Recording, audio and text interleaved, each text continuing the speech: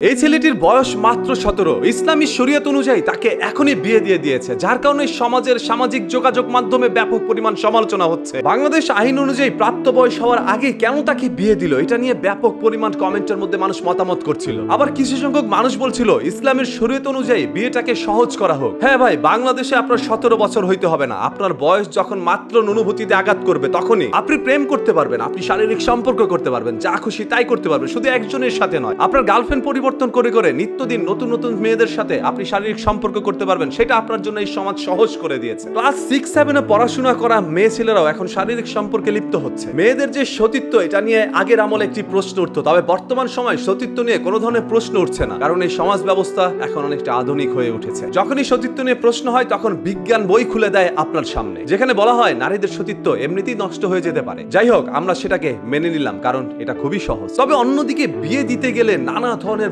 বাধা বিপত্তি আপনার সামনে এসে দাঁড়াবে। এই সমাজ বিয়েটাকে কঠিন এবং শারীরিক সম্পর্কে সহজ করে তুলেছে। এই ছেলেটার মা বাবার একটি স্বপ্ন ছিল, তার ঘরে যদি কোনোদিন একটি পুত্র সন্তান হয় তাহলে প্রাপ্ত বয়স হওয়ার সাথে সাথে তাকে বিয়ে দিয়ে দিবে। ছেলেটির বয়স 17 বছর হওয়ার সাথে সাথে মা বাবা দেখে শুনে একটি মেয়ের সাথে তাকে বিবাহ বন্ধনে আবদ্ধ করলো। ছেলেটির নাম নূর মোহাম্মদ, থাকেন ব্রাহ্মণবাড়িয়া। এবং ব্রাহ্মণবাড়িয়ার মধ্যে ব্যাপক পরিমাণ মানুষ এই বিষয়টাকে সমর্থন করলেও কিছু সংখ্যক মানুষ এখন পর্যন্ত সমর্থন করতে পারে নাই। বাংলাদেশ আইন অনুযায়ী মেয়ের বয়স হতে হবে 18 এবং ছেলের বয়স হতে হবে 21 বা 22। সেখানে 17 বছর একটি ছেলে কিভাবে বিয়ে করে? ইসলাম শরিয়ত অনুযায়ী যখন একটি ছেলের প্রাপ্ত বয়স হবে তখন গুনার হাত থেকে বাঁচানোর জন্য তার বিয়ে দিয়ে দেওয়া উত্তম। কারণ বর্তমান এই অশ্লীল সমাজ, অশ্লীল সংস্কৃতি থেকে কিভাবে রেহাই পাবো আমরা মুসলিম জাতি? ধর্মের নিয়ম মেনে এরকম একটি বিয়ে দেখাও আমাদের ভাগ্যের বিষয়। সেই সকল মা বাবাকে আমরা সবাই মনের অন্তরস্থল থেকে ভালোবাসা এবং শ্রদ্ধা সম্মান জানাই। প্রত্যেকটা ঘরে ঘরে যেন এরকম সন্তান হয় এবং এরকম মা বাবা হয়। প্রাপ্ত বয়স হওয়ার সাথে সাথে যদি আপনি বিয়ে করে নেন তাহলে এই সমাজের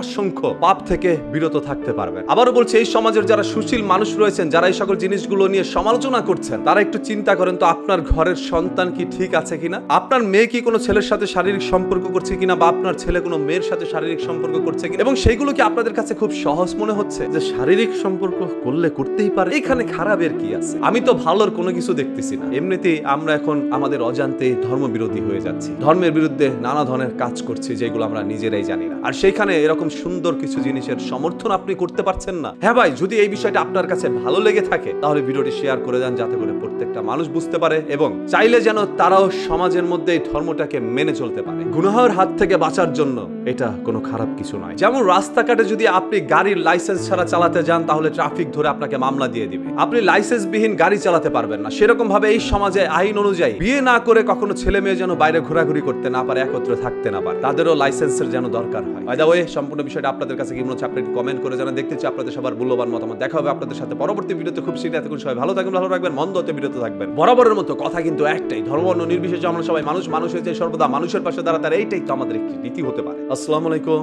আল্লাহ হাফেজ।